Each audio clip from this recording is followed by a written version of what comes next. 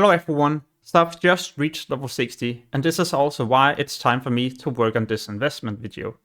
As I was leveling up my character, I invested into many different things, which is also why I didn't get my mount at level 40, and by the time I reached max level I was also broke.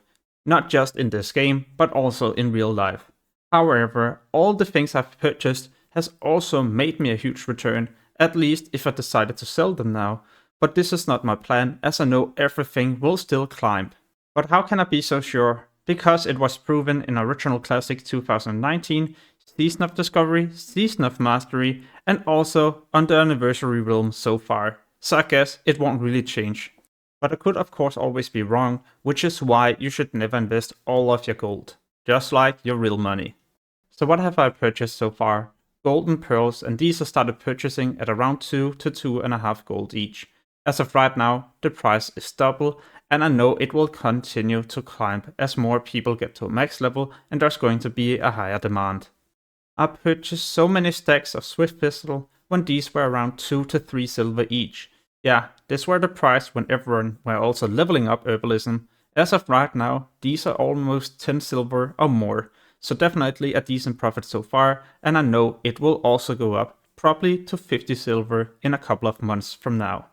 Two other materials I've purchased quite a few of is Elemental Earth and Elemental Fire for the greater protection potions, but Elemental Earth is also useful for other useful crafts you can do already. I started buying these when the price dropped down to 10 to 15 silver each, which is why I also ended up buying a lot of these as I knew they were going to become more expensive, and right now the price is between 50 to 60 silver each. My average buy price for Elemental Fire were 41 silver, and now these are more than 1 gold each. And I know this will also continue to climb, because it will not only be useful now, it will also be useful when Blackwing Lair is going to be released and when more people have more gold. This is why I've also invested into the small flame sack, as you need this material for the fire protection potion, a potion that is way worse compared to the greater one, but for those that doesn't have a lot of gold, it's better to use this compared to nothing.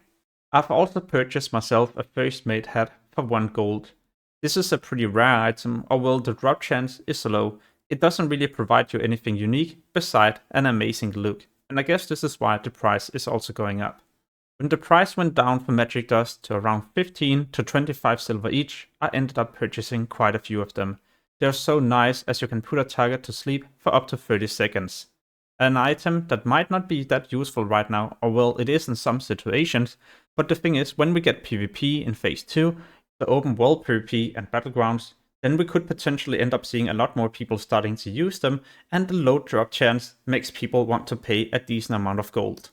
This time around I haven't invested too much gold into trink items beside those that has a really low drop chance. As an Alliance player, you can usually get this recipe quite cheap on the neutral auction house and flip it on the Alliance auction house, as this drops in barons. But eventually it will also become more expensive because it's actually pretty rare, which is why the price is already 4 times as high compared to last week. With this recipe you will then need the deviate fish in order to start crafting and leveling up your cooking, so those I've also spent a bit of gold into. When people are farming the small flame sack, there's a low chance of them also getting one of the different whelps. These whelps are so cheap. I remember in Classic they went up to around 50 to 200 gold each. This is of course not in a couple of months. In other words, it's a very long-term investment. Another long-term investment I have done is buying Black Lotus, and every time I just had a bit of gold, I started buying these, because people are not really using them in Phase 1. This will change when Battlegrounds is being available, open world PvP, but also more raids, and as people get to level 60. What will cause the price to increase is the inflation, because more people are getting to 60, but also if they end up reducing the amount of layers. As of right now, there's still quite a few layers, which is why these are also easily farmed, or well, not too difficult compared to Original Classic, but it could end up changing. And if this happens, well, then you can also definitely expect to see a price that might increase to 3 to 4 times. But this is of course only speculations. Anyway, these are the things I've invested into so far, or at least shared with you so far.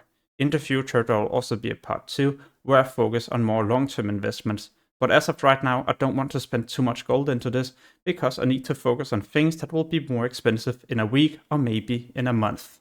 As a casual dev gamer, that can't play for many hours every single day and farm gold, well then investments are the best opportunity for me, simply because I can be away from the game for weeks, come back, and all of a sudden the things I've invested into has also made me more gold.